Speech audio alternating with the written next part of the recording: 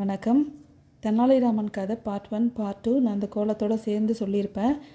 இதுக்கு முன்னாடி பார்க்காதவங்க அதை பார்த்துட்டு வாங்க. இது பார்ட் 3யோட இது பார்க்கலாம் வாங்க. விஜயநகரம்ன்ற சாம்ராஜ்யத்தை கிருஷ்ணதேவராயர் ரொம்ப அழகாக ஆட்சி செஞ்சு வந்தார். தெனாலிராமன் முடிவு பண்ணுறாரு, நம்ம விஜயநகரம் மன்னர் கிருஷ்ணதேவராயிடம் போயிட்டு வேலை செய்யலாம் அப்படின்னு முடிவு பண்ணுறாரு. தன்னோட அம்மாவோட பூர்வீக சொத்தெல்லாம் விற்று எடுத்துக்கிட்டு அம்மா தன்னோட மனைவி மக்களையும் அழைச்சிக்கிட்டு விஜயநகரம் நடந்தே செல்கிறார்.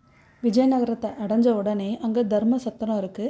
தன்னோட குடும்பத்தை அங்கேயே தங்கும்படி சொல்லிவிட்டு விஜயநகரம் மன்னரை பார்க்கலாம் அப்படின்னு கிளம்புறாரு. இப்போ மன்னரை பார்க்கணும் அப்படின்னா அரசகுருன்னு ஒருத்தவங்க இருப்பாங்க. அவங்கள பார்த்தா சீக்கிரம் பார்க்கலாம் அப்படின்னு நினைக்கிறாரு தெனாலிராமன்.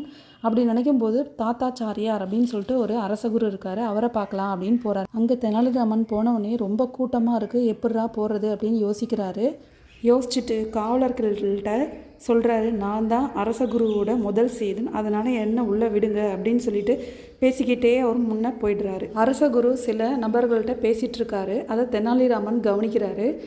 அரசகுரு தற்புகழ்ச்சிக்கு ரொம்ப அடிமை அப்படின்றத புரிஞ்சுக்கிட்டு அவர் போய் பக்கத்தில் நின்று, நீங்கள் என்ன விஜயநகர மன்னர்கிட்ட சேர்த்து விட்டீங்க அப்படின்னா நான் உங்களை பற்றி நல்லா புகழ்ச்சியாக பேசி உங்கள் மதிப்பை நான் பெருசாக்குவேன் அப்படின்னு சொல்கிறாரு.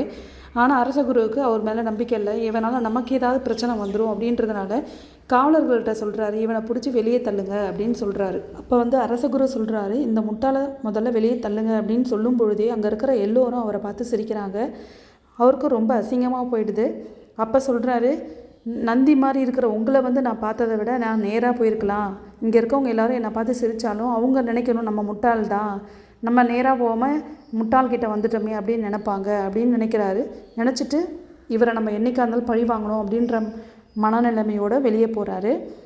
அந்த காலத்து அரசு சபையிலலாம் பார்த்திங்கன்னா விதுஷகன் அப்படின்னு ஒருத்தர் இருப்பார்.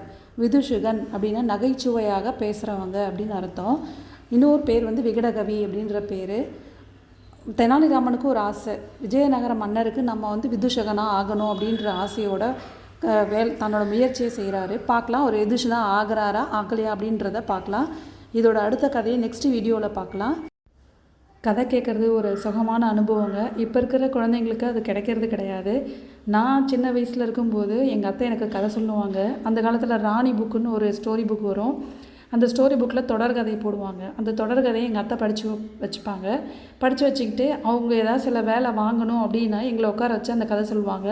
எங்கள் வீட்டு தோட்டத்தில் புளிய மரம் இருக்கும். அந்த புளிய மரம் ஓடெல்லாம் எடுக்கணும் இல்லைங்களா, அந்த ஓடு எடுக்கிற வேலை செய்யும்போது எங்கள் அத்தை இந்த ஸ்டோரியை சொல்லுவாங்க. நாங்கள் ஆனால் விளையாட்டு பிள்ளைன்றதுனால கரெக்டாக உட்காந்து செய்ய மாட்டோம், விளையாடுறதுலாம் இன்ட்ரெஸ்ட்டாக இருப்போம். எங்கள் அத்தை இந்த தொடர்கதையை படித்து வச்சுட்டு வாரம் இதை ஸ்டோரியை மனசில் வச்சுக்கிட்டு வேலை வாங்கும்போது மட்டும்தான் சொல்லுவாங்க. அந்த புளியோட எடுத்து கொடுக்கும்போது நாங்கள் இந்த கதையை சொல்லுவாங்க, கேட்போம். அப்போ தான் நாங்களும் உட்காருவோம். இல்லாட்டா நாங்கள் எங்கள் அத்தை சொன்னாங்கன்னா அந்த வேலையை செய்ய மாட்டோம். அதனால் அந்த வேலையை செய்யணுன்றதுக்காக எங்கள் அத்தை இந்த கதையை சொல்லுவாங்க. இந்த மாதிரி உங்கள் குழந்தைகளுக்கும் நீங்கள் ஒரு இடத்துல உட்காந்து கான்சன்ட்ரேஷன் பவர் வரணும் அப்படின்னா நீங்கள் ஸ்டோரி சொல்லி பாருங்கள். நைட்டு தூங்கும்போது கூட நீங்கள் இந்த கதையை சொல்லி பாருங்கள். ஃபஸ்ட்டு சின்ன கதையை சொல்லி பாருங்கள், கண்டிப்பாக கேட்பாங்க. இந்த வீடியோ உங்களுக்கு பிடிச்சிருக்கும் நான் நம்புகிறேன். இந்த வீடியோ உங்களுக்கு பிடிச்சிருந்தா லைக் பண்ணுங்கள், ஷேர் பண்ணுங்கள், கமெண்ட் பண்ணுங்கள், சப்ஸ்கிரைப் பண்ணுங்கள். நன்றி, வணக்கம்.